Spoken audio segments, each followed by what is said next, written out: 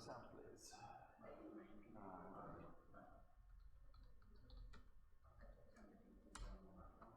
Okay, we got this ready to go. Okay, which one? Oh yeah, that was a little bit annoying. Sorry, team. Live. So not live. Sign in. Okay, it's fine. Sign in.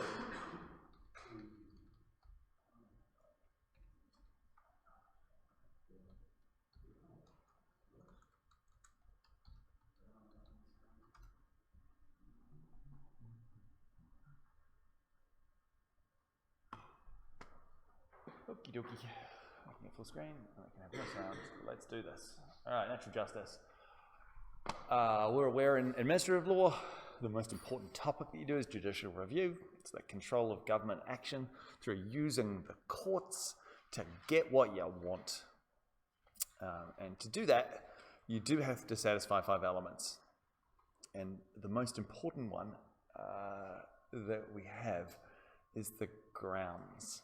When I say it's the most important, it's the hardest one to go through and identify, because this is the actual legal defect in the decision that we're seeking to change. So grounds are the actual legal defect that we want changed. Because remember, at the end of the day, we can go to the courts and ask for something, but if the administrative decision maker hasn't actually done anything wrong, the courts again just put their hand up and say, well, what's your cause of action? What are you actually complaining about? This area of law is about us as citizens complaining about something that's been infringed, something that's hurt us in some way. And if you don't have a reason, you don't have an action. And there are many of them.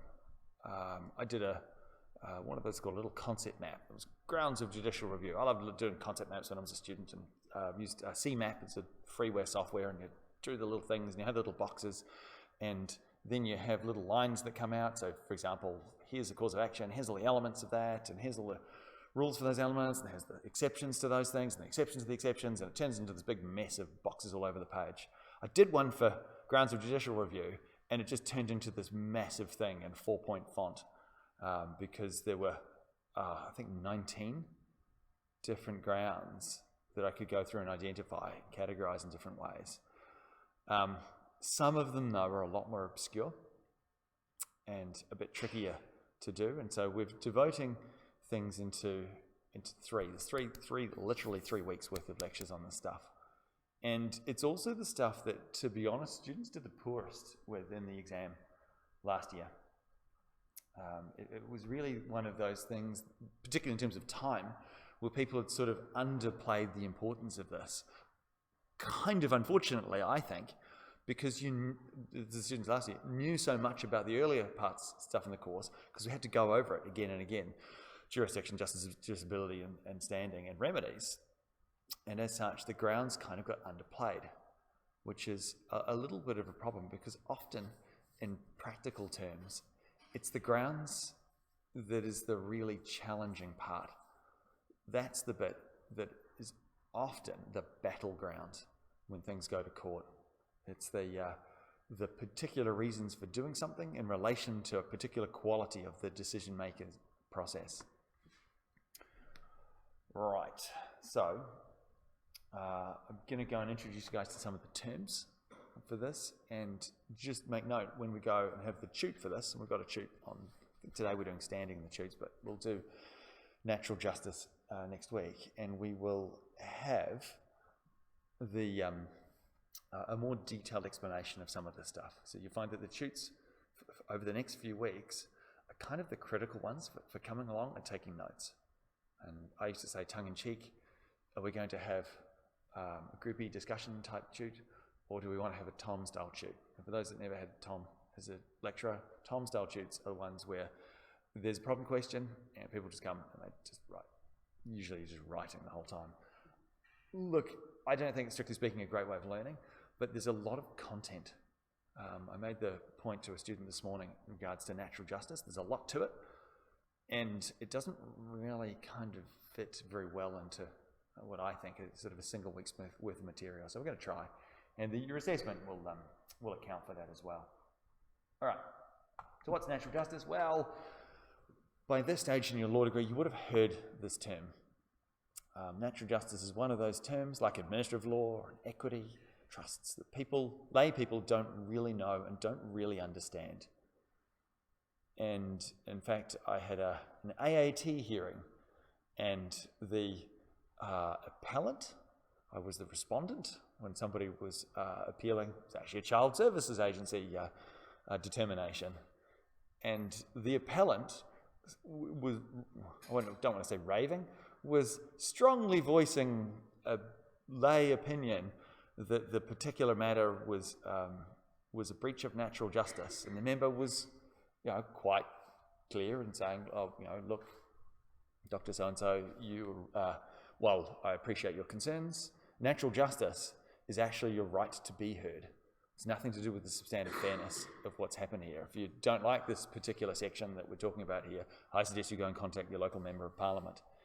Now, this is quite a common sort of scenario or situation where people will go and be using this term because it has the word natural in it, unfortunately, to describe something inherent or something sort of fundamental in terms of a relationship between people.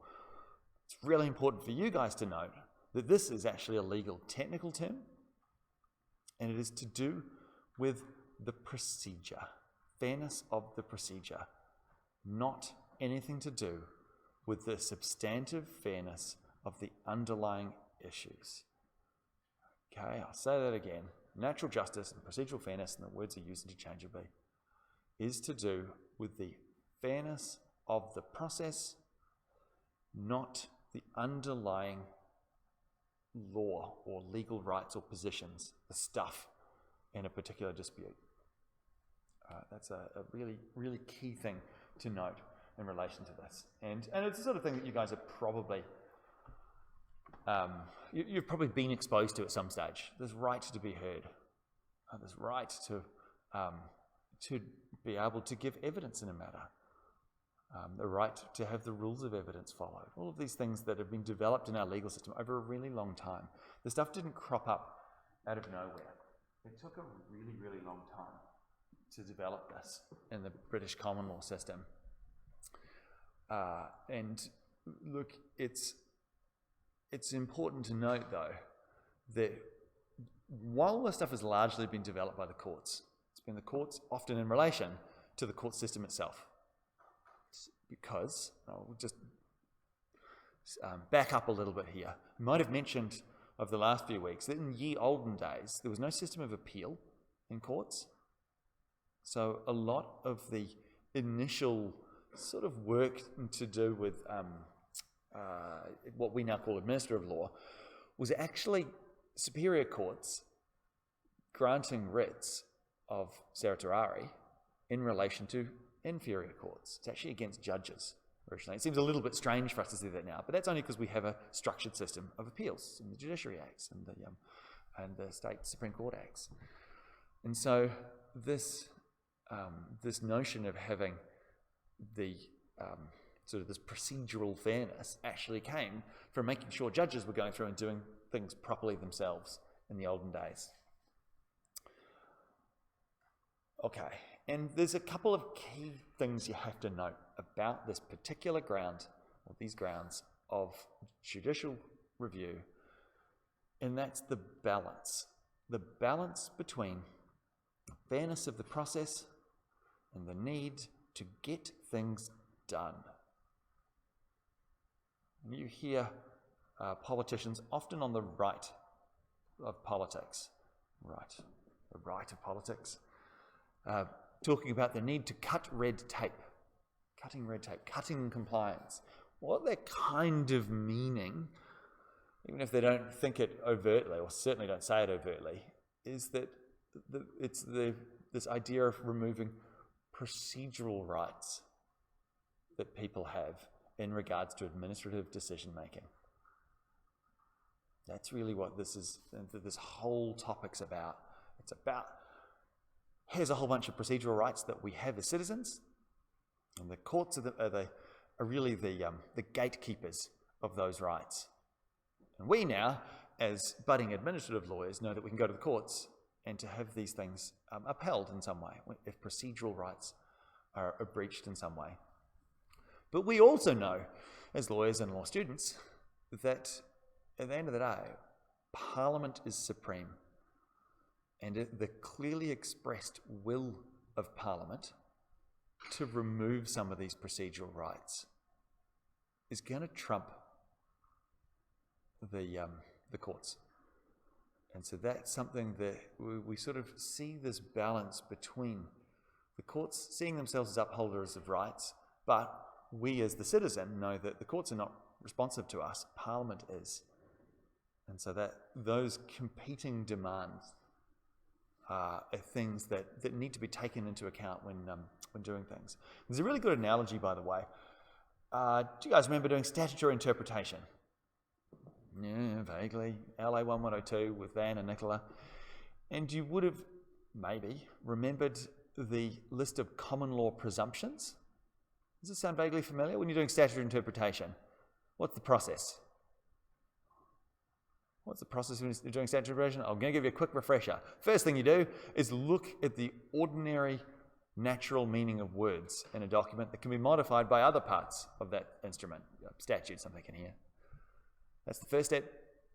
And if there is more than one potential interpretation, the one which is closest in alignment to the purpose of that legislation is to be preferred. If you still can't make up your mind, then there are a series of common law presumptions that you can go through and look at. And they are things like the courts presume that a person is innocent until proven guilty. The courts presume that Parliament does not intend to remove people's rights unless they expressly say so. The courts presume that procedural fairness, natural justice would be followed. The courts presume, in fact this is kind of an old school one, that a taxation statute is to be construed narrowly, to the favour of the taxpayer. Ambiguity in a criminal statute is to be construed in favour of the accused. All of these are common law statutory interpretation presumptions, which you may or may not remember in the mists of time when you were doing LA3002. But just make note, when you're doing that subject, when you think about interpreting statutes broadly, these are, as I described them, the last chance salon. They are the things that the courts use if, where they've gone and used an ordinary natural interpretation of language modified by other statutes and the present instrument and other instruments, and they've got some ambiguities and they can't determine which of the possible interpretations best aligns with the purpose of the Act, then we go to the common law presumptions. Now, Michael Kirby, retired former High Court Judge Michael Kirby, wrote a good piece, don't bring it up in this subject, but on the pros and cons of having a Bill of Rights. And a couple of things in terms of the pros and the cons is that courts at the moment see themselves as upholders of rights. But in statutory interpretation, that's the last chance salon. It's only if the ordinary definition yields more than one possible result, and of those possible interpretations, we can't determine which one best aligns with the purpose of the Act. If we can't do that, then we look to the common law presumptions. All right. Now, it's kind of a very weak mechanism for the courts to be the upholders of rights. And there is one area where the courts also use these principles of protecting and preserving rights, but they don't use them as a last chance salon. They use them far, far, far more readily, more quickly, and it is in this area. So in this system of looking at the grounds of natural justice and procedural fairness, the courts actually use these presumptions a lot more readily, a lot earlier in the process than when they use those, essentially the same list of rights in relation to statutory interpretation. Okay. Does that make sense? Probably might not at this stage, but I'm hoping we'll go through it. It's the idea that the courts are far more happy and eager to jump in terms of preserving these procedural fairness rights than they are when interpreting any old statute. That's wherever possible, something for Parliament to do. All right, so what are the questions that we have here? Well, we know that Parliament has a big role in this. And Parliament can go through and remove rights. It can go through and do this. But again, the courts are very, very, very quick to jump in and say that in any given situation, if Parliament doesn't say anything, by default, the courts will imply natural justice. Where Parliament doesn't say anything, Parliament is silent about the procedural system for a particular statutory framework, we are going to imply that these things are there. That is called the implication principle, because it is a variety of different, I'm not even going to say rules, theories is probably a better way of looking at it. This is not a series of elements. These are umbrella terms to describe some broad-based principles. From your guys' perspective, in terms of your assessment, for example, it's the sort of thing that you would have to talk about in an exam or an assessment piece that requires these things to be analysed. The implication question is whether or not it is implied that natural justice exists in a particular decision-making situation. Again, I'm thinking in terms of statutory making, but it also applies to common law actions as well. Okay, and in some situations, Parliament has jumped in. They've interfered. Interfere, it's a harsh way of saying it. They have evinced an intention to modify the common law position in terms of procedural fairness, and we have to interpret that interference, that meddling, for want of a better word, and we call that stuff, that area, the exclusion principle, the exclusion question. So we're going to analyse whether or not things are impliedly going to have natural justice stuff. Then we have to look at whether Parliament has actively gone to try and remove natural justice stuff. Well, those are the first of the two big categories. And the third one is, well, assuming that there may or may not be these procedural rights and conditions inside a particular decision, so what? What does that actually mean? What do they look like? What are the actual things that a decision maker needs to follow, the hoops they need to jump through in regards to a particular decision? What's the form they take? And we call that the content question. Those are the three areas that we look at, and this is an area that has a lot of theory. We just love theory. Theory is what you want to be doing when you're given a practical problem. Solve this problem for your client. Justice Mason in Coyer and West said this and this. No, people want to know the answer. And while I've come a long way into moving away from things that are being kind of theoretical and stuff to actually practical stuff for you guys to go through and use in this area of law, we do have to start with some of these different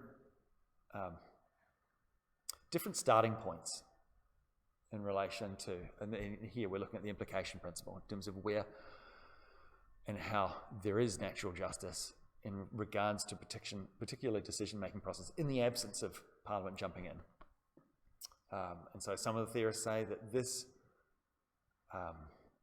the starting point should be these common law rules, similar to the statutory interpretation ones, these deeply held common law principles that judges have held since time immemorial. You guys ever heard that term being used? Time immemorial? Have you heard of that term being used in a lay sense? Do you know what the legal technical meaning for that term is? Which one? Just after the Romans. Close. It's the year 1189. There you go. Time immemorial starts in the year 1189. It's a legal technical term. It's not something that for whatever reason, it's not something that actually has a vague lay meaning, or maybe it does. I don't know. I used to have, my ex-wife teaches history, and she used to have the special red pen that she'd pull out when people would start a history essay with "since time immemorial" cross. Look, the legal technical reason for that term, by the way, is that's where the common law starts. It just does. So that's it. So if you say something since time immemorial, the fiction of the common law is that these are the rules stretching back to that particular year, as defined by judges. It was fixed by statute in like the 13th century. Okay, so some people say that this stuff is the domain of the common law. The judges are the ones that need to pick and choose whether or not in any given situation there ought to be natural justice-y stuff in relation to a decision. Other theorists say, no, this is the domain of Parliament to start the ball rolling. Parliament needs to go through and map the stuff out in regards to stuff. Others think that we can look at this in relation to universal systems, like we have international systems of human rights. Others think that we should take into account other factors, they call multi-factor analysis. And when we're looking here at Dean, Mason, Justice Mason, Justice Brennan, and Justice Dean, it's in relation to a case here in, I guess, the big case in relation to natural justice and this implication principle, whether or not we ought to imply rights in any given set of decision-making circumstances. It's a case called Coyer and West. Okay, and these two, who are bigwigs, judicial bigwigs, said that, look, we've reached this point in time where we need to actually overtly say the common law does this. Again, others argue to the contrary. They reckon it shouldn't be the common law that does this. They reckon it should be Parliament that does this. Here they're saying, look, the implication principle is unless there is clear legislative intent to displace particular common law rights, by default, you got them all. You got them, and you got them all. Get them all. That's the starting point with that.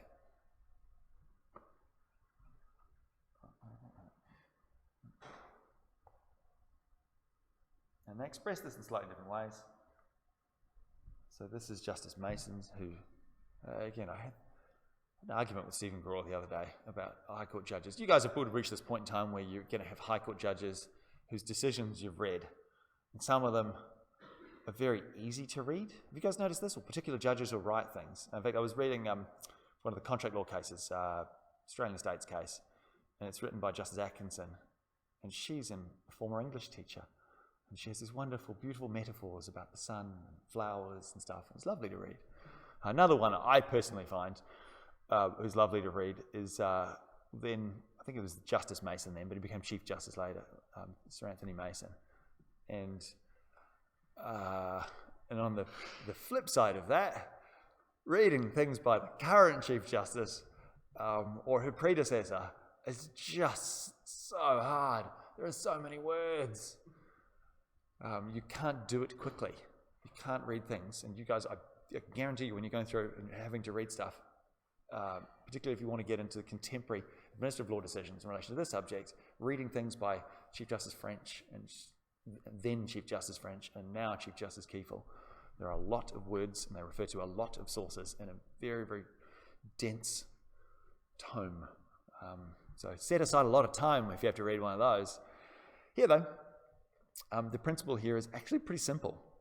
What Justice Mason's saying here is that, look, the common law does this. I reckon that the common law actually does go and imply these things. Unless Parliament has expressly said otherwise. That idea that where we have, and this phrase here, this rights, interests, status, or legitimate expectations. Legitimate expectations came from a decision of Lord Denning a few decades prior, which I'll dig up, possibly in the tube. This idea that when we as citizens are being impacted, and this is nothing to do with standing here, we have to leave the rules of standing aside, assuming that we're satisfied standing. Whether we have suffered some sort of breach in terms of this procedural fairness or the natural justice aspect of stuff has to do with something involving our rights, our interests, our status, or our legitimate expectations. Okay, those are the key terms that we have to note there. And that by default, if these things are impacted, in the absence of Parliament, Justice Mason says, we will get procedural fairness. We will have grounds to seek judicial review. And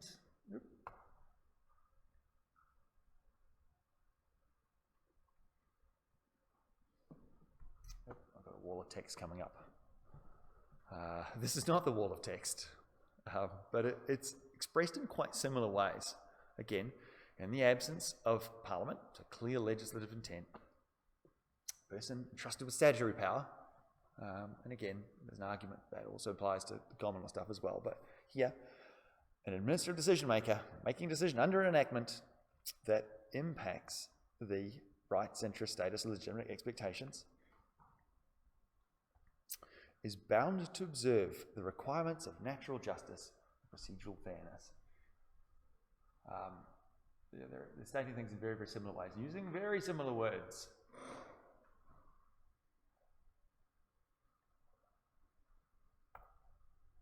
Here's the wall of text. I'm sorry that I didn't actually resize this. I feel a bit silly about that.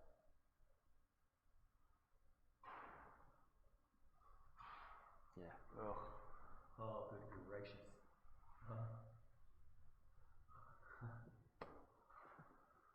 Can I zoom this in? I probably can. Let's try zooming it in.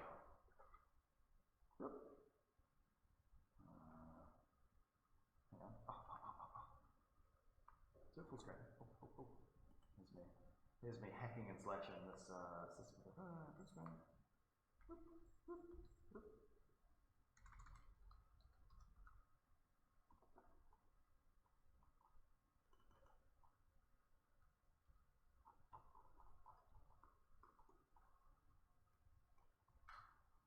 Might not help much. Still a lot of text. Oh no, don't move. It didn't help much, did it? Can't wait. I'll move I can. That didn't help much, did it? A little bit better. I don't know why I put so much into this. But here, the supremacy of Parliament is the key phrase, because he's saying that, look, he's saying that essentially what Dean and Mason are saying is inherently inconsistent. Why? Because they're saying, as far as Brennan's concerned, they're saying, oh, well, the common law, Mason and Dean are saying, oh, yes, there's common law rights can be applied by the courts when doing these things unless Parliament's jumped in to do something. And he said, well, look, that's a little inconsistent. Why is that inconsistent? Well, Parliament's supreme. You're identifying that Parliament's supreme and then saying that Parliament's not supreme. That seems a little bit inconsistent, doesn't it? So we're going to say, well, this is what Brennan's saying here, that look, it's up to Parliament to do all of this.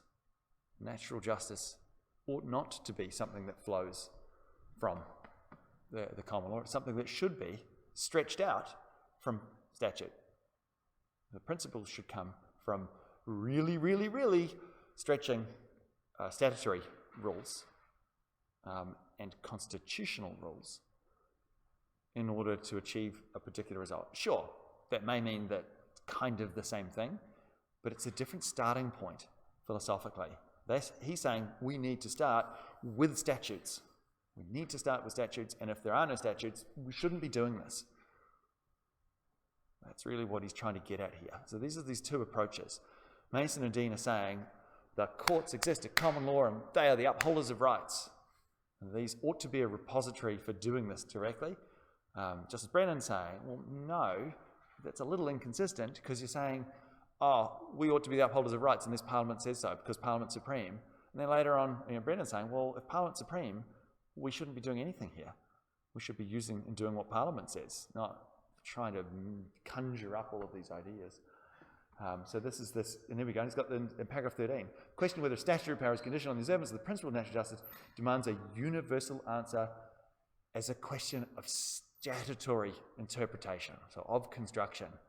That's what he's trying to get at. You need to start with statutes. Sure, there's a little bit of tongue-in-cheek here. We know that Parliament, the courts can do all sorts of crazy things in relation to statutes to achieve particular results. Madison Preston, Cannon and Spry, when in the context of trust law, they did some crazy things with the Family Law Act to achieve a particular result. They do recognise courts can do this. They can bend over backwards. But the key thing that Justice Brennan's trying to get at is the starting point. Start with what Parliament does, start with statutes, and go from there. Don't have this magical pull of common law rights and then try and go that way in regards to that. So, what does the High Court do these days? Well, it's Kiefel in French, so they write a lot of words about this. And so sometimes it's really hard to work out exactly which way philosophically things have gone in terms of whether or not we're trying to stretch out stuff from statutes or whether we inherently see ourselves as we, the High Court of Australia, think ourselves as this repository of universal rights. And so there's two cases there where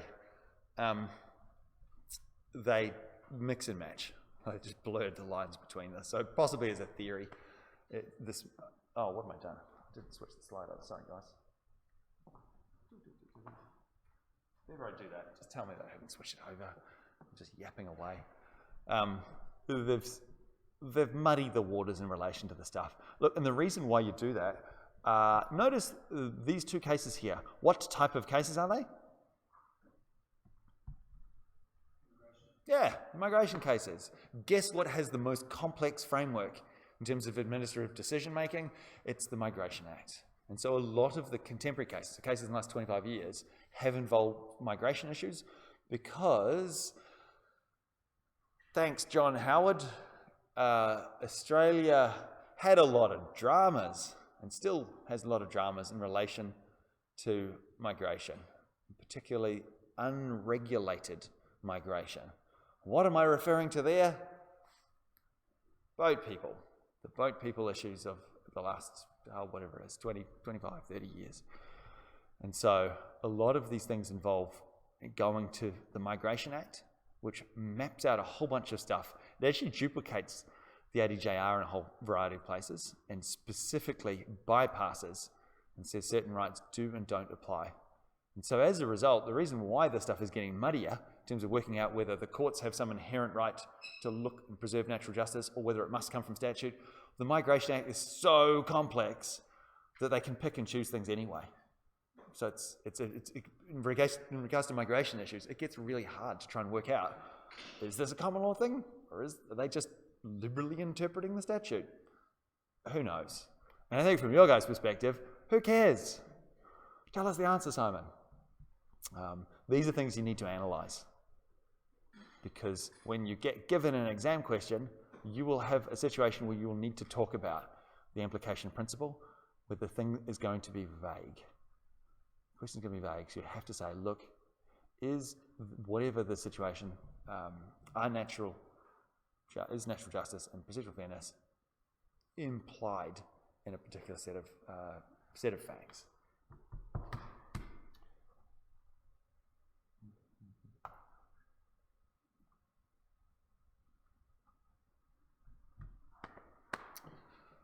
Right, but one thing does require or flow from the statute is the exclusionary principle. That is where Parliament has said, oi, no natural justice applies here, or specifically, this particular type of natural justice doesn't apply in this particular situation. Have you guys noticed, again, we're all third years at this stage, that when you do some areas of law, you'll notice the courts, I use the phrase, bend over backwards to do things like uphold the existence of a contract or find the existence of a trust. They try really, really hard to make these things work. And here, you can make an argument that courts generally will try, wherever possible, to construe exclusionary statutes narrowly. Again, that Justice Dean and Justice Mason from Coyer and West, that style of we're the upholders of human rights and Parliament's coming and being tyrannical and removing people's rights, we're going to construe these things very narrowly. Much like, again, other areas of law, exclusion clauses in contract law, always construed narrowly because they're taking away people's rights. It's just the tendency of courts to do that. Whether or not they're acting as this great repository of upholding human rights or something a bit more mechanical in terms of we need to do this as part of statutory construction, you can leave that part aside. Because the courts do say, though, that's Lamb, ex-party Lamb, that Parliament can do this. Parliament says, no natural justice for you, no natural justice for you. All right? It can actually go and extinguish the stuff. It can go through and say, you do not get this, and this procedural right in relation to a particular matter.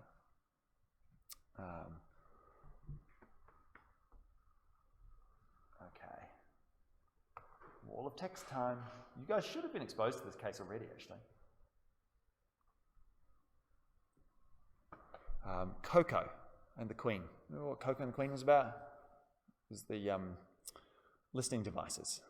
It comes up in torts as well, when you're looking at the ability of people to get warrants to go through and do such things.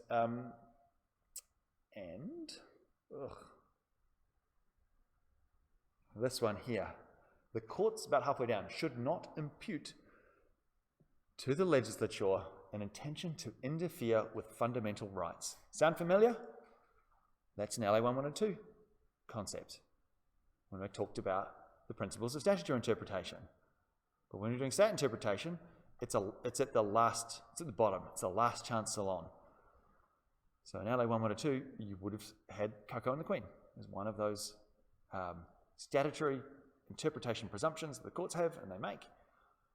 But it's at the very bottom. After you've looked at the ordinary natural meaning of the words, determined all of the different possible interpretations, then picked or tried to pick the one which best aligns with the purposes of the Act. If that doesn't work, then you go to the common law presumptions like Coco, which is, hey, look, if there's a whole bunch of different interpretations, we can't work out which one best aligns with the purpose of the Act. We're then going to assume, when picking between these, the one that we need to pick is the one that doesn't interfere with fundamental rights. Parliament can do it, and they do it. Again, see, e.g., the Migration Act, but they don't do it lightly, and by default, the courts will interpret statutes as not actually interfering with these fundamental rights. And so you go on a little bit more. Chief Justice Mason again. General words will rarely be sufficient for that purpose if they do not specifically deal with this question in unmistakable and unambiguous language, because we, as the High Court, will really try and construe these things as narrowly as we can.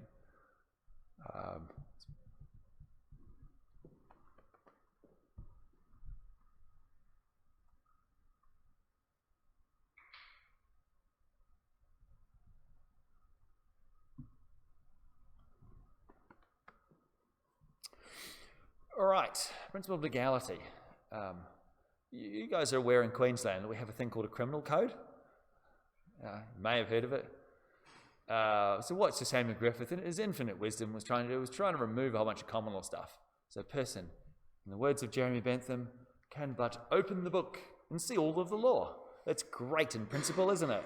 You put all of the laws in one book. Is that possible? No. Why? Because laws are written out in words. Words need to be defined somewhere.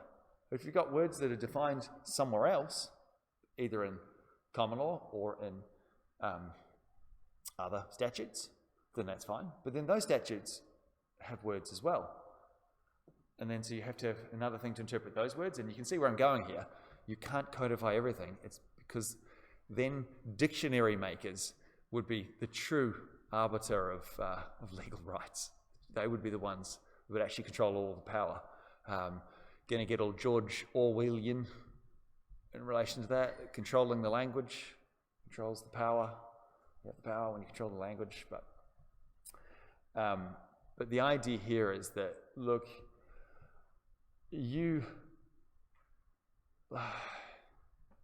from time to time, Parliament will try and say, this is an exhaustive statement. In other words, this is everything in regards to this particular area. And look, they've tried this a few times in terms of migration. I think they're all migration cases. Yeah, there will be. Maya's case, they interpreted this particular effort to codify the principles of natural justice in relation to unlawful entrance. And the High Court said, look, in theory you can do this. You haven't done it here. You've stuffed it up. But in theory you can do this, but it's going to be really hard. And so that's why you found, again, they tried again in Lamb's case, which is the one just above it. And the High Court there said, yeah, all right, you've done a pretty good job. You've done a pretty good job in relation to this particular guy. But we're always going to construe this stuff really, really, really tightly. It's difficult for Parliament to map these things out, even though it is theoretically possible. And in relation to contemporary migration cases, you do see knee-jerk reactions from Parliament where the courts, and I like to think of it as, it's like a damn wall. Oh look, there's a wall. And so you've tried to codify the whole thing in terms of removing or mapping out what the procedural fairness and natural justice rights are for unlawful boat people types. We've mapped it all out, but there's going to be holes in it, and they're going to be leaking. And the High Court will say, oh, look, you've got a hole here. So Parliament will go and try and fix it, and then another hole will spring up over there, because they're so complex. The complexity issues with trying to map the stuff out, in a practical sense, starts to undermine the Parliament's intent. And what is Parliament's intent in terms of boat people? Come on, you can phrase it as, it's North Queensland, you can phrase that as a single sentence. Stop the boats, send the boats back. Imagine John Howard, just got to stop the boats.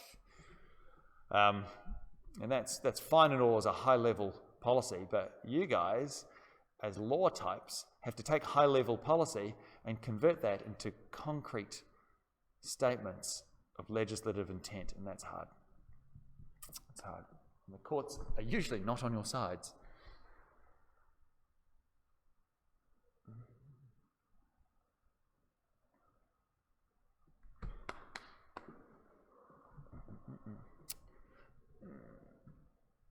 All right.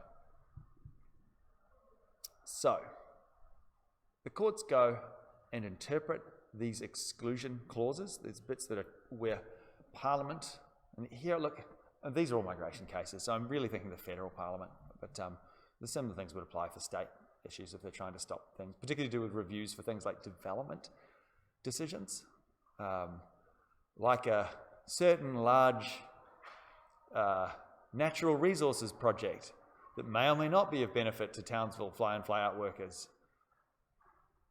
in terms of the rights to review that. But look, they do say that we're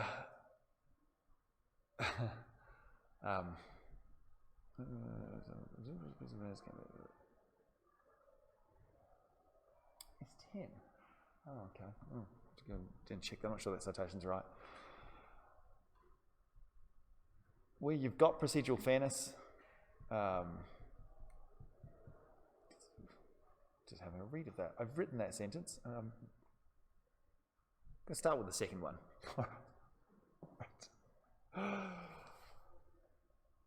Okay. Where you've got a delegated instrument and you're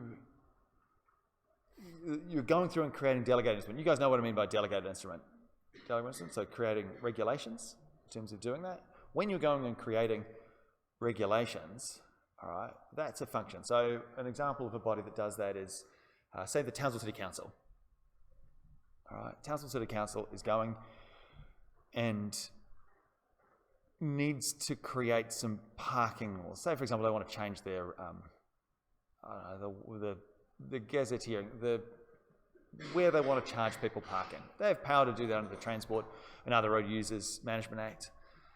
And the process of going and changing that, though, is usually like, well, there'll be a high-level statute that says these bodies can go and create delegated instruments, regulations under that. That particular act actually has like 3 levels.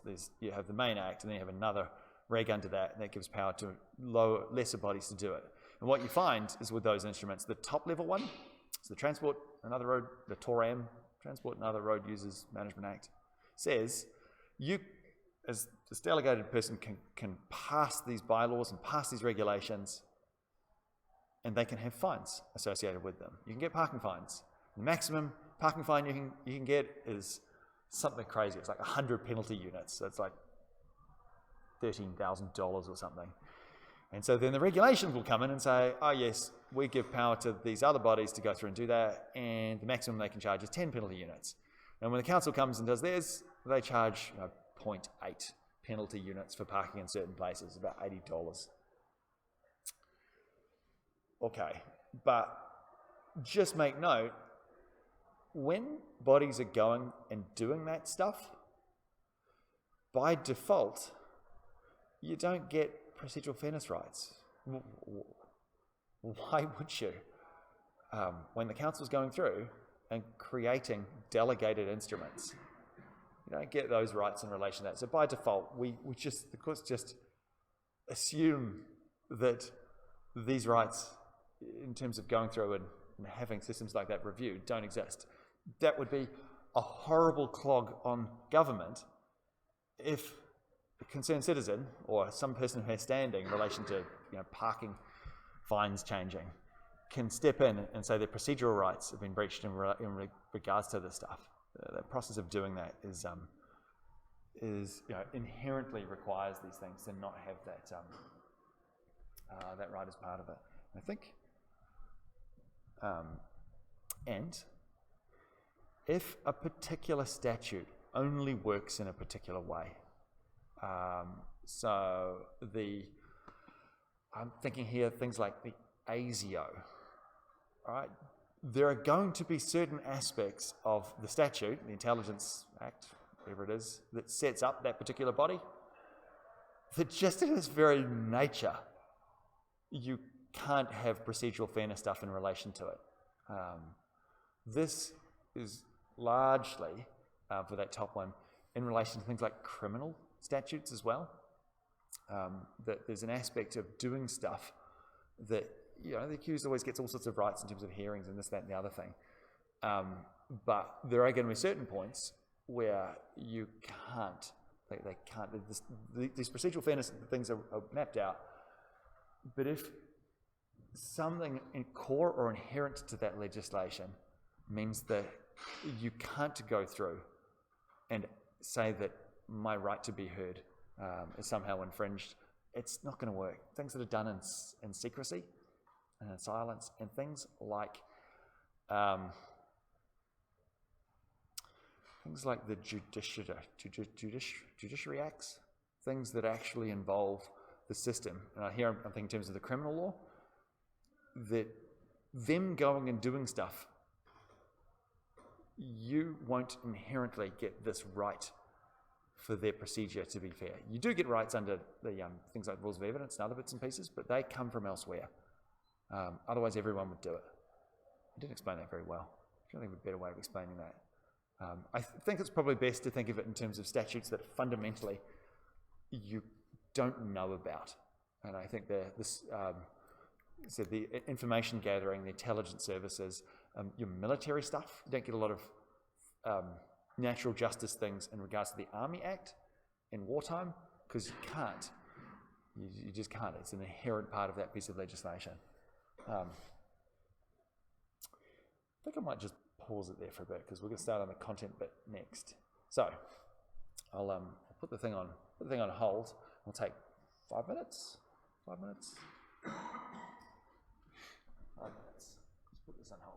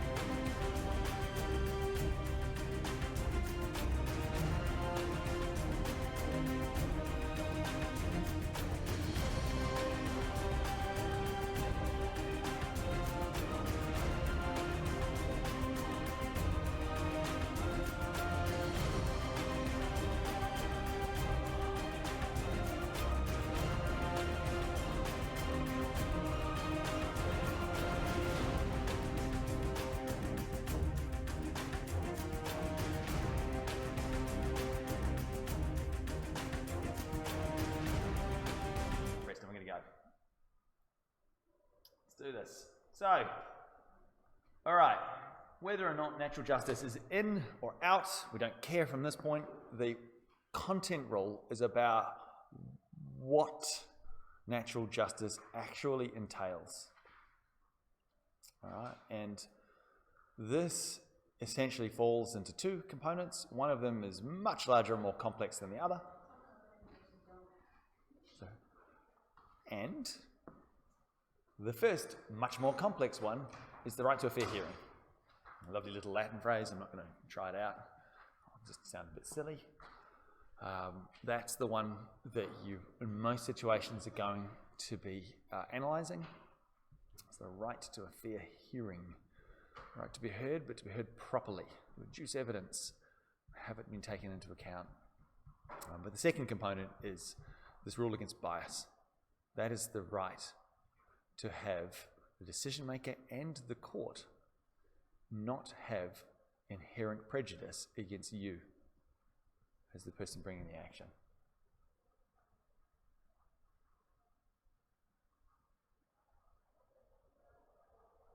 All right.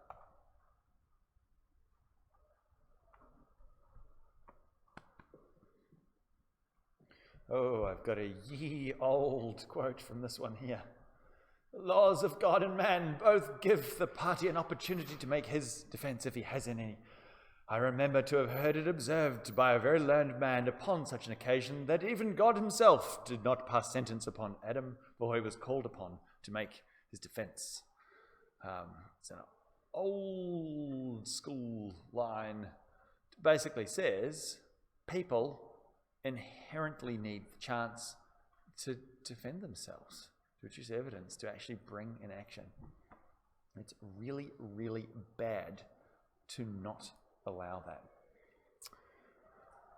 Where the respondent has proceeded against him, notice these are cases are like 400 years old, so they have gendered language. As answered, what was objected, or that he was not reasonably warned, such removal is void and shall not hinder the party.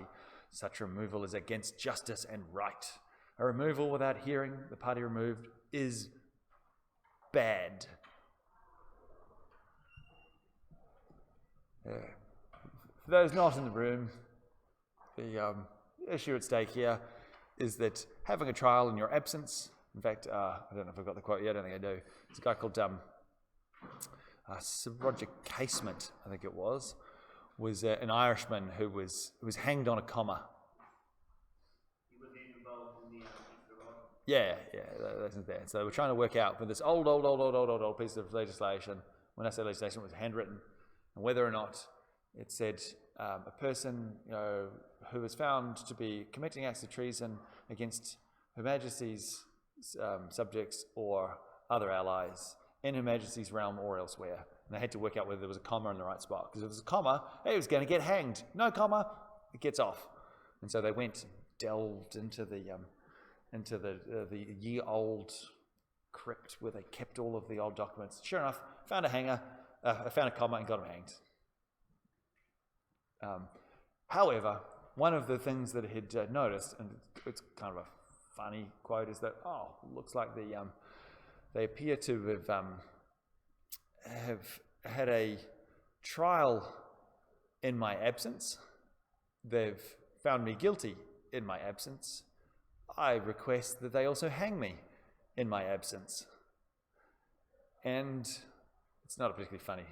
I didn't expect that to come out very well, and it didn't. But the idea is you need to be able to uphold and argue and defend yourself, your own rights. They're your rights. They flow from you. You need to be able to be heard in order to actually go and uphold those rights.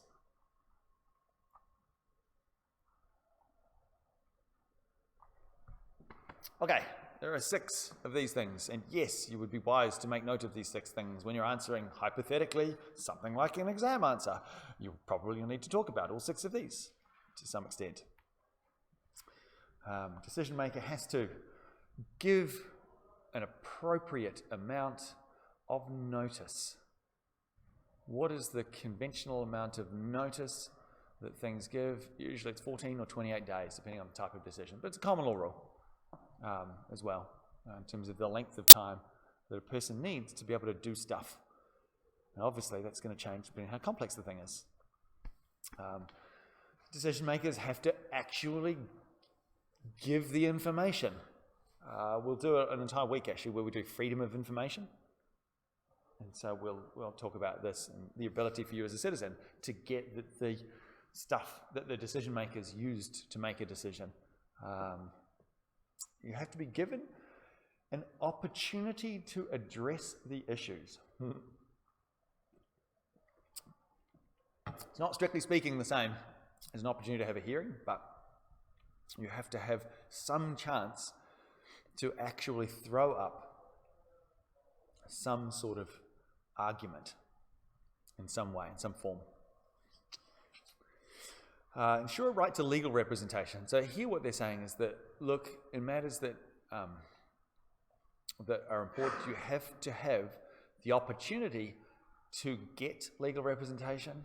Dietrich's case, you do not have the right to what in relation to legal representation? To have it paid for by the state. It is actually not a fundamental right. The Yanks have that one with their Miranda rights.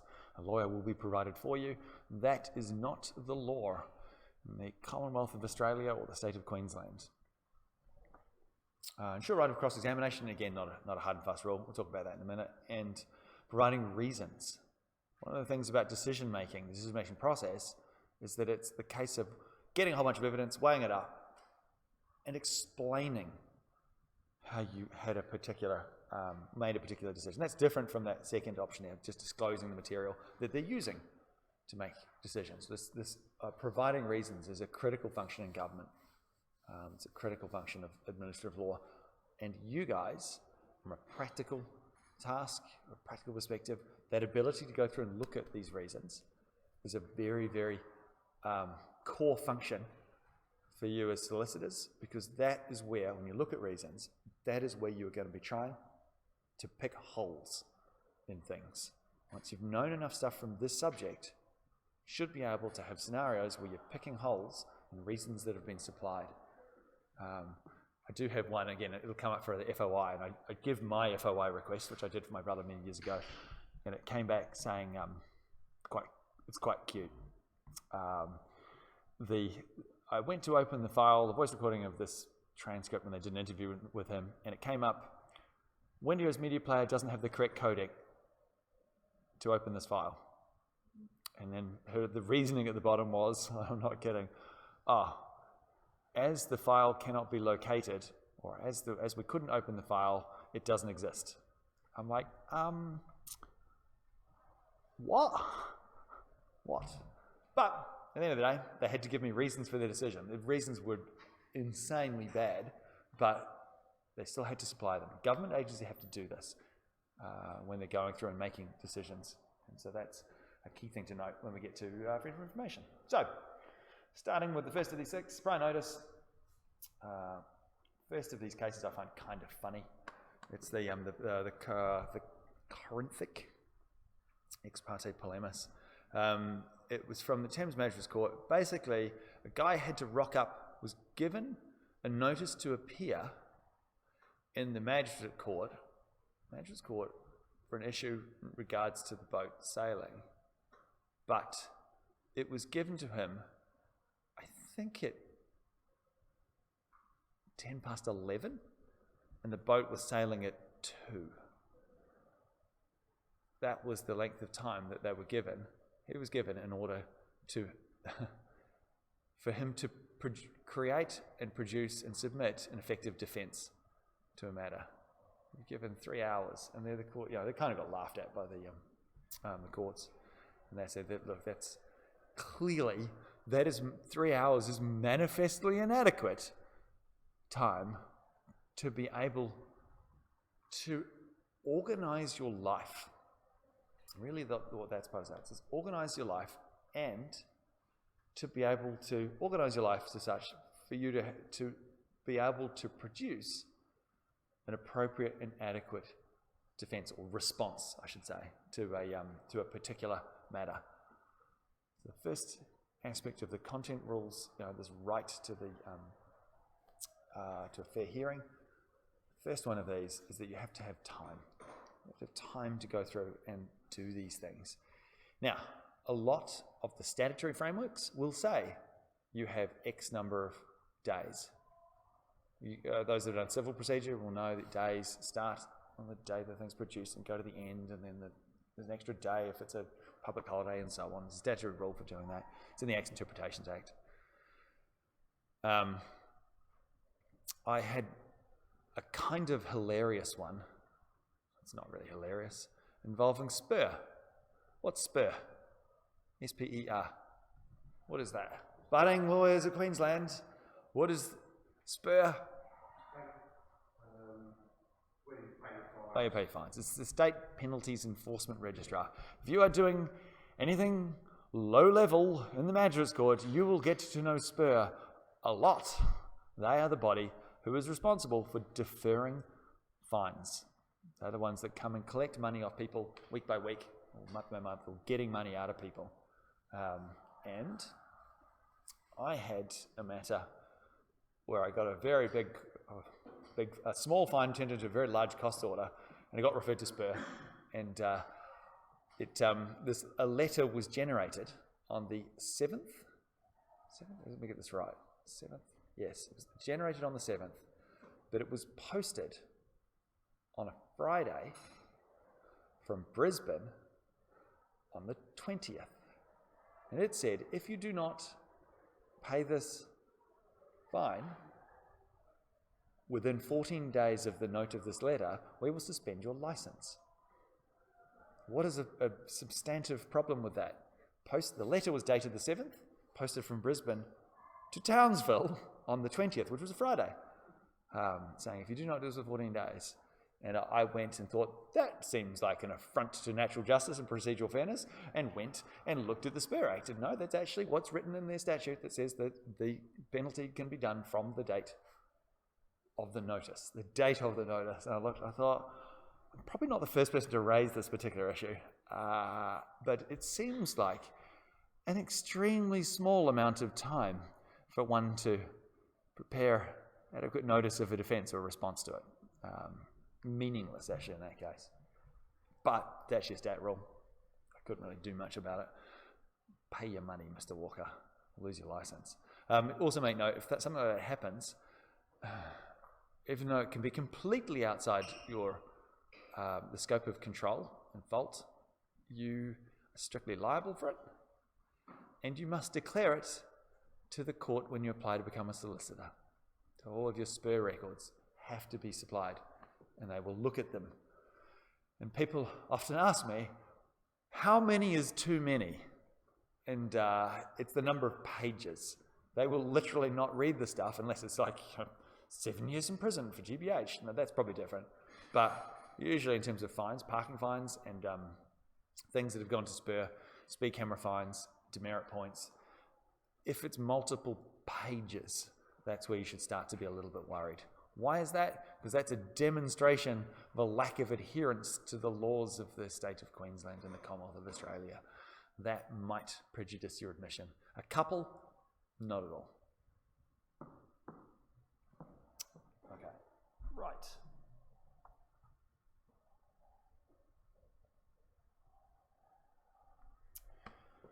Disclosure. If you have a decision maker has made a particular decision, all right, or there's particularly something involving an offence, this goes in the criminal sphere as well, you need to know what it is. What is the decision? What has actually been done?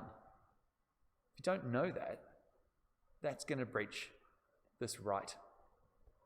This right.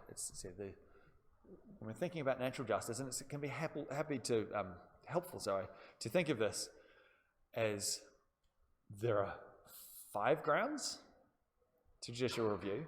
Grounds is one of them, right? And of those grounds, there's like 19. Natural justice and procedural fairness is the first one, okay? And of that, there's 2 aspects to that.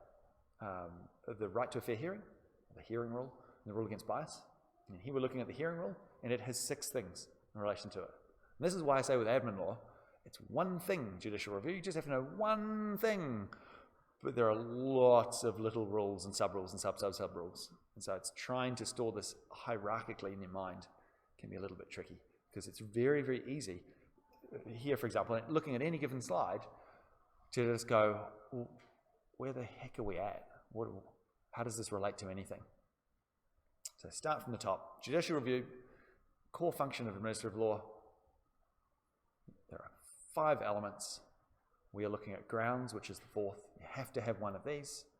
There are, like I said, I think there were 19 when I did my little concept map. Some of them can be merged, so say about that many. The first one is natural justice, and that comes in 2 different flavors. Either what we call the hearing rule, right to a fair hearing, or the right against bias. Here we're looking at the hearing rule, and there are 6 components from that few slides back. And the second one of these is this idea of disclosure. You have to know what has actually happened. What has the decision maker come to? What is the result? What was the statement? What was the report? What has happened? If you don't know this, if you're not told this, then that in itself can be a breach of the hearing rule, which can be a ground for judicial review. You can seek a remedy, one of those writs. And look, at the end of the day, that writ might be, please go back and tell us what this decision was. That can be one of the things you can seek. But now, also, adverse material. What's adverse material? Stuff which is really bad for you. Evidence that's been found by the decision maker that undermines your claims or your rights or legitimate, your particular, where the decision maker's made a particular decision and something, they've found a piece of evidence and it's really bad for you. For example, they found that you had a long-standing criminal history in the United Kingdom. Right? That's a really important piece of information, right? And that is, disclosure of that is important in order for you to have fair hearing, right? You need to be able to have this adverse material put in front of you in order for you to actually go and have a fair trial or have a fair hearing in relation to stuff.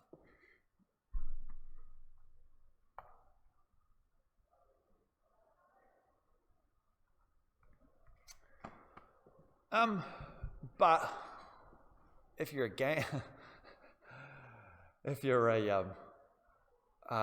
gangland informant and you're on the front of the papers, that information doesn't need to be brought before you. It's not a breach of natural justice for what's the name, Gobbo, I think, the barrister. Those things like that. That doesn't need to be disclosed. There's also, you guys are aware of this concept of judicial notice. Judicial notice. You don't have to prove to the court that today is Thursday. You just don't. It's not a piece of information that needs to be adduced to a court. I could call that judicial notice. It is construed quite narrowly. So things like, again, dates, times, the dates of public holidays, sure. Today is a Sunday, today is Australia Day, whatever. And mathematics, you get judicial notice over that. $10,000 plus $25,000 is $35,000. That's fine. And it stops about there.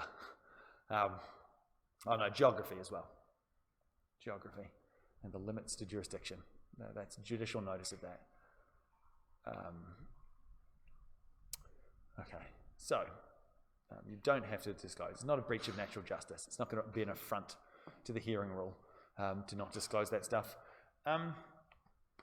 And as a rule of procedure, civil procedure, information which is in confidence can be passed to your legal representative, and that can actually be held by your legal representative for them to advise you in relation to stuff without them passing that on to you.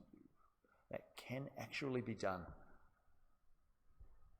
So information which would otherwise be in confidence under statutory framework, there are mechanical steps that can be taken for that stuff to be delivered to legal representatives, for them to go through and advise you without that information being passed on. that can actually happen. It's not an affront to the disclosure rule.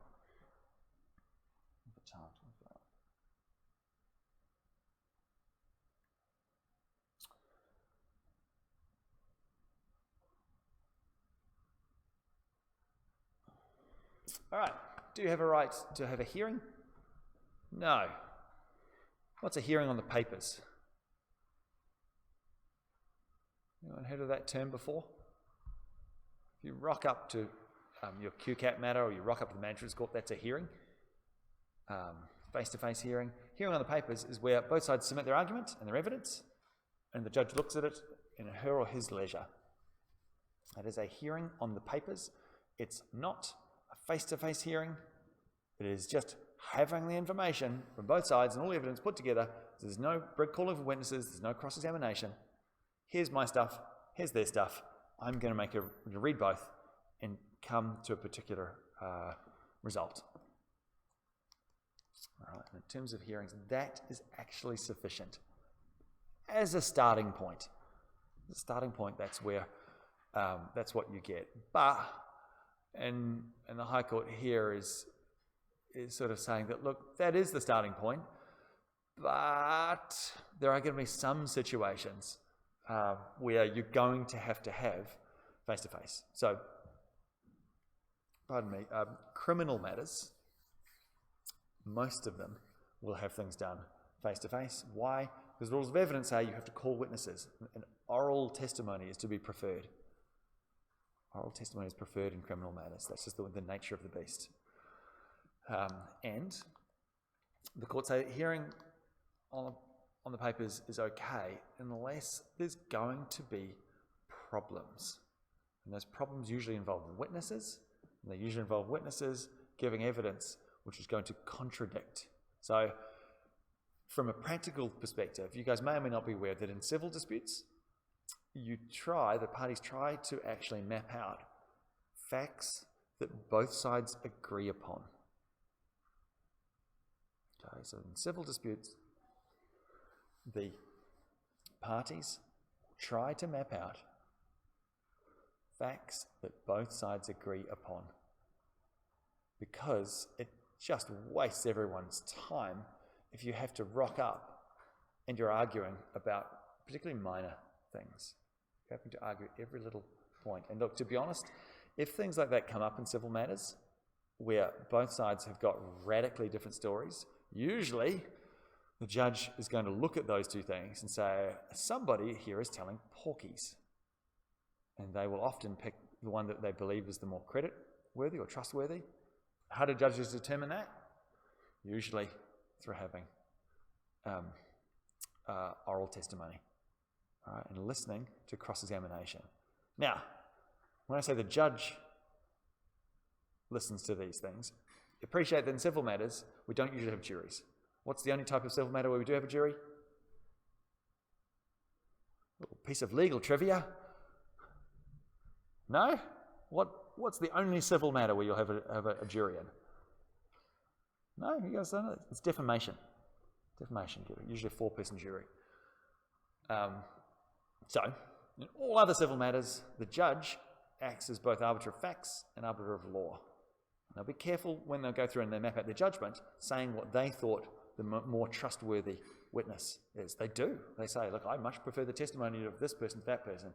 Felt this person had much more credit and were much better answering questions, and they seemed much more believable than this person. That is literally what happens. And because that is a question of fact, that stuff can't be appealed. So when stuff trots up to the Court of Appeal or to the High Court, you can't, they're not going to disturb that unless something radical's happened. And so that in situations where you need to actually go through and look at the trustworthiness of the parties, and that can happen when the stories are radically different. Okay, this is not going to work. And as such, in those sort of situations, a hearing on the papers will not be sufficient, and it will be a breach of natural justice. And if it's a breach of natural justice, tick, we get our remedy in judicial review, which is to have this decision undone, usually. Make them make a decision, or stop them from doing something. All right.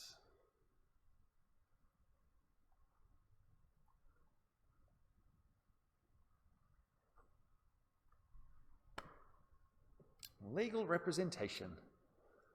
A thing that a non-zero fraction of people in this room will do at some stage. And I mentioned Dietrich.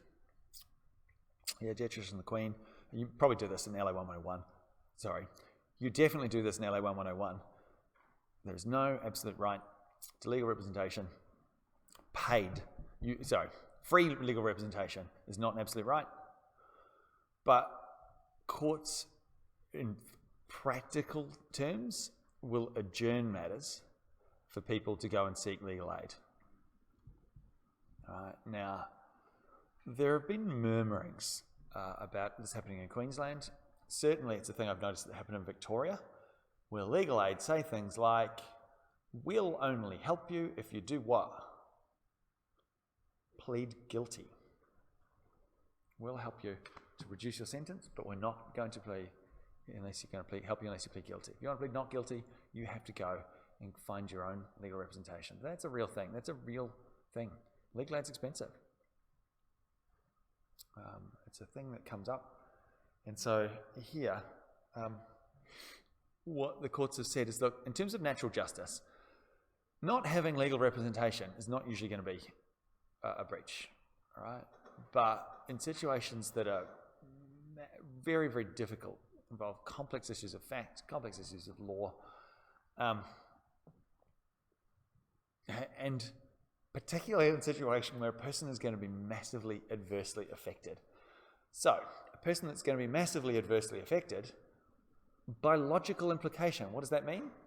That they have a lot of money and or they have a lot of income. So we can stop tongue-in-cheek and analyse this a little bit more depth and say, well, a person with a lot of wealth and or a lot of income is the sort of person that probably can go and get legal representation.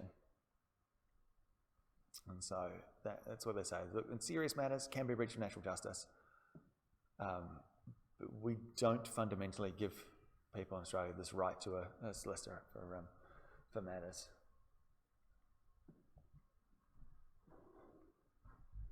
And so not being able to have legal representation, often in situations where a matter needs to be adjourned for somebody to get legal representation, if it's not adjourned, then, and they still hold the matter or still have the hearing or they still make the decision, in that situation, it can be a breach if it's really complex and or a person's back pocket is going to be seriously impacted.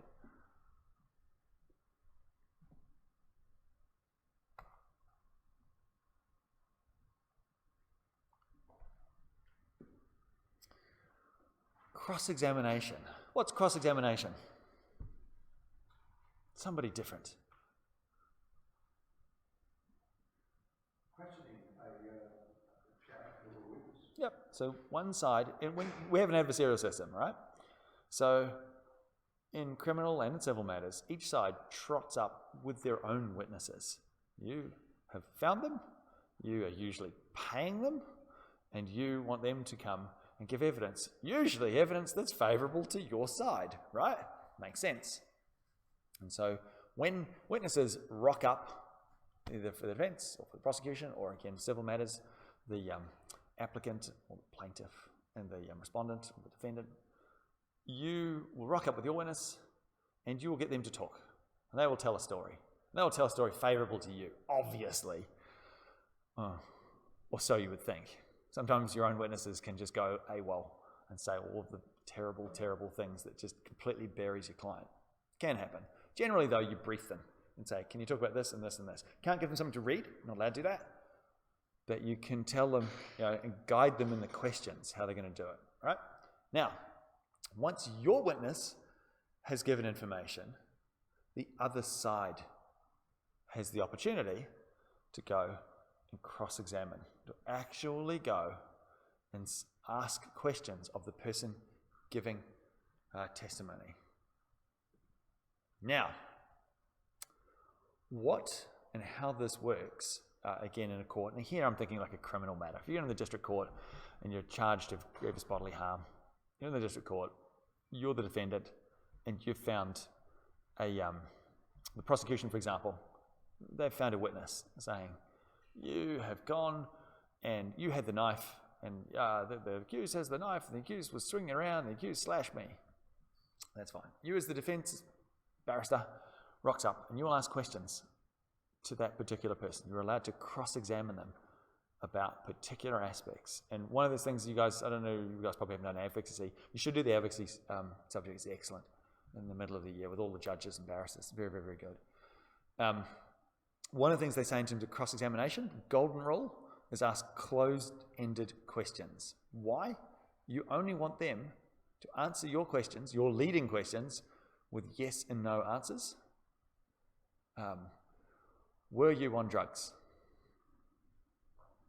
And they'll start to talk like, no, I didn't ask you all of these excuses. Were you on drugs? And you just repeat that process to get very, very simple answers out of the person. Why would you do that? Because they're not on your side. They're on the other guy's side. And as such, you want to restrict them and the information they give to exactly what you want to get out of them. They're still obliged to answer questions, but you want them to answer closed-ended questions. Do not give them the opportunity to go and tell stories about what a terrible person your client is. All right, that's just a rule of procedure. When I say rule, it's a strong suggestion that goes those that go into practice, because that is how cross-examination ought to work. The person you're cross-examining is not on your side, and not giving a person the right to cross-examine witnesses, to actually ask additional questions of those that have adduced evidence, be it in writing or orally in a hearing. Not being able to do that can be a breach of natural justice if the hearing is analogous or kinda like a court would operate. I'll say that again. If a decision's been made by a decision maker, all right, and the other side has adduced evidence, either written evidence or oral testimony, it will be a breach of natural justice for you if you're not given the right to cross-examine that witness, to actually ask questions of the person adducing that information. It's going to be a breach of natural justice if the particular circumstances that it's given is something very similar to a court situation. So that if it's an actual hearing, we rock up to the town hall and people are giving information to the decision maker. The decision maker is going around asking people about whether or not they should demolish the Riverside Convention Centre or something. That stuff, if you're not given the opportunity to cross-examine people there, that's sort of kind of court-like, a little bit court-like in nature. Yeah, it's a town forum. People are coming and giving information. The decision maker is taking this information into account. It's a little bit court-like. But you know what's really court-like? QCAT. It's really, really court-like. You've got parties, you rock up, you've got a person that sits at the front. People go and adduce information. Tribunals are set up to be quasi-courts. And so in that situation, not be given the right to cross-examine is really, really likely to be a breach of natural justice. All right? However, adducing evidence, particularly from experts, in document form, and even more so from third parties who don't care either way about the result, in document form, is far less likely to be a breach of natural justice. So if they go and get an independent third-party expert to come in and produce a particular report, right, and that's going to be the evidence, it's probably not going to be a breach of natural justice if you're not given a right to ask questions about that particular information. Does that kind of make sense? If it looks and smells like a court and you're not given the right to cross-examine witnesses, probably a breach of natural justice. If it's done on the papers and it's done by independent third parties, it's far less court-like in terms of the decision-making process, probably not a breach of natural justice in terms of this right to cross-examine.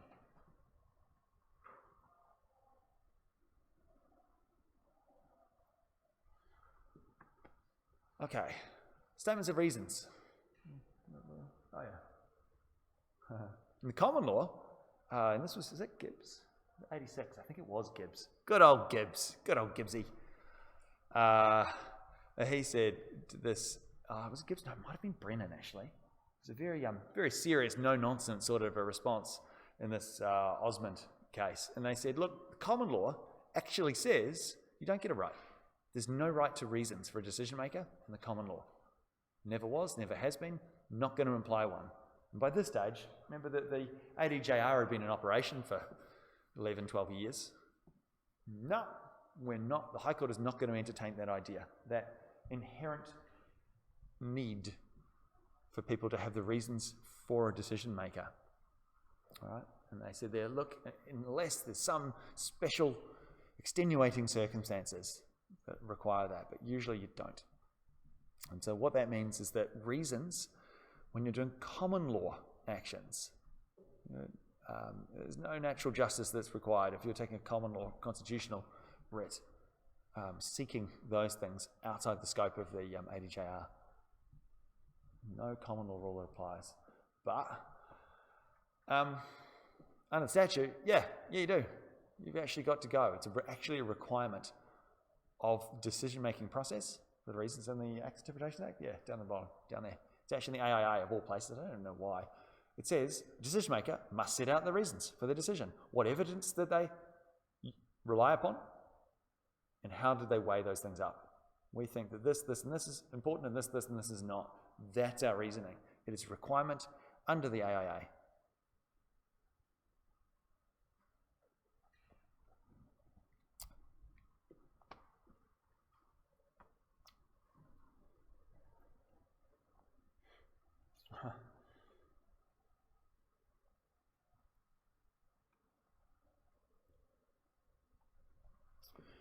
Reasons need to be intelligible. They have to be coherent.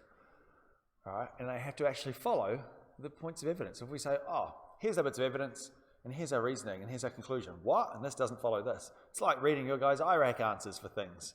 Then, oh, this person proved this element, but doesn't get a remedy. What are you talking about? The result, the conclusion has to be one which addresses the same point. If it's not, it's going to be a breach of natural justice. All right, all of these things. If you tick the box here, it says, no, you're going to be breaching natural justice, which means it's a ground for judicial review. You have to, in the statement of reasons, understand the thought process of the decision maker in terms of getting these things. It has to be internally consistent, coherent, and you have to be able to see the thought that went into these things, particularly how the bits of evidence have been weighted. These things help you, these things hinder you, we prefer these over those. Therefore, this is our result. The conclusion has to flow logically from the premises.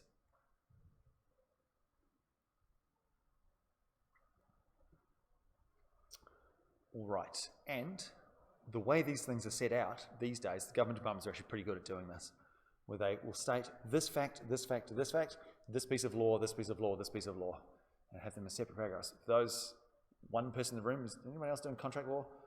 Going through and getting them to make sure they do IRAC, stuff where you've got the rules agnostic to the facts, so you don't mention the facts at all when you're stating rules, and then after it you have the facts, and you don't mention any new rules. An excellent way of doing IRAC. A very, very, very helpful thing.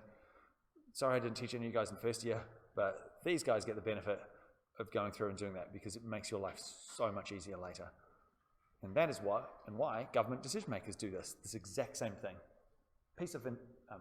So we've got this piece of fact, this piece of fact, this piece of fact, this rule, this rule, this rule. Here's our application of those, and here's the decision we've made. Okay, because we need to know about whether these things have, how they've come to a decision. Is it an issue of fact or an issue of law? That's a problem. Now, it seems a bit strange that I'm doing the rule against bias and I'm going to spend like 5 minutes on it, but we're going to go until they literally kick us out. Rule against bias is the second aspect of natural justice. It is much shorter, so it's not 5 minutes worth of short, but so there we go. It basically says a person can't judge. The person can't judge themselves. All right, you can't have a judge who has an interest in a particular matter, being the judge in a matter. All right, that would be crazy. It would be absolutely crazy if there's two parties to a matter. One of them is also the judge. Obviously, it's an inherently problematic thing. Surely, that seems pretty logical. And these will be old cases. What have we got? So Nicholas Bacon's case. One cannot be judge and attorney for one of the parties. Now, a couple of things come from this. Dimes's case in the next one here. Australia is actually quite liberal in regards to this particular matter. And so while some of these UK cases apply these things strictly, in Dimes's case, they said, no, judge can't have a pecuniary interest in a particular matter. So if a judge owns shares in a project to do with canals, I think it was, something like that, canals, they can't hear a dispute involving that canal. Can't do it. In Australia, though, in Ebner's case, they said, look, that really doesn't work in Australia. Why? Why would that not work in Australia?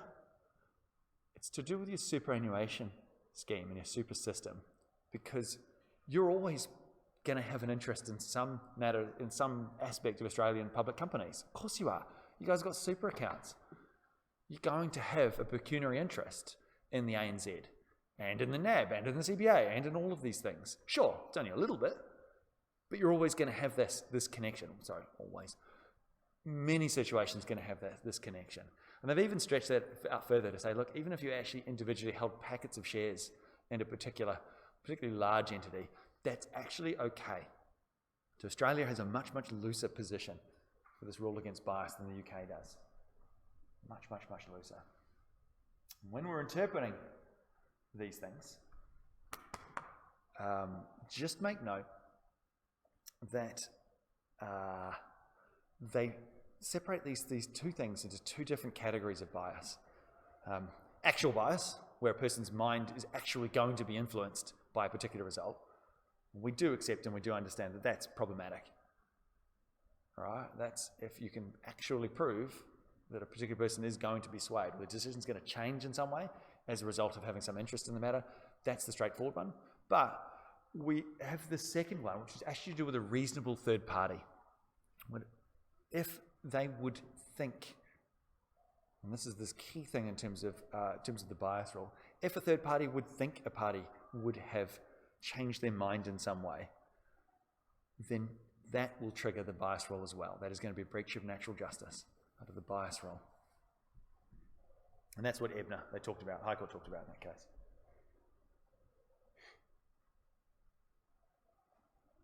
All right, a couple of other things, very, very quickly. Here's one for you, Evan. Non-governmental natural justice. Okay, this stuff does apply to things that don't involve government decision makers. Decisions of the James Cook University Law Student Society have to follow natural justice, and it is a breach, and you can seek review if they do not, in terms of those things that we've discussed, both the rule against bias and the fair hearing rule. These are a ground for you to seek judicial review. Non-government decision makers.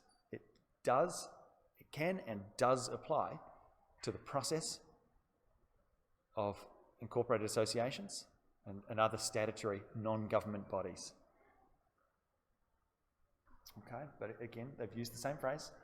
Fundamental rule of the common law doctrine of natural justice expressed in traditional terms, generally speaking, where an order will deprive a person, again this phrase again, some right, some interest, some legitimate expectation of a benefit.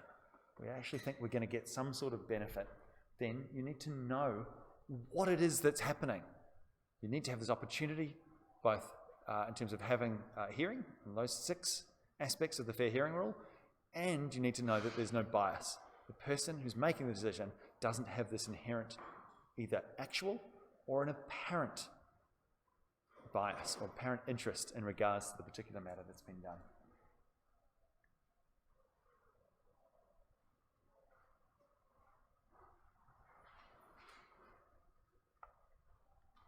All right, some scenarios. I don't write these down. I'll put them, the slides are up on them just for you.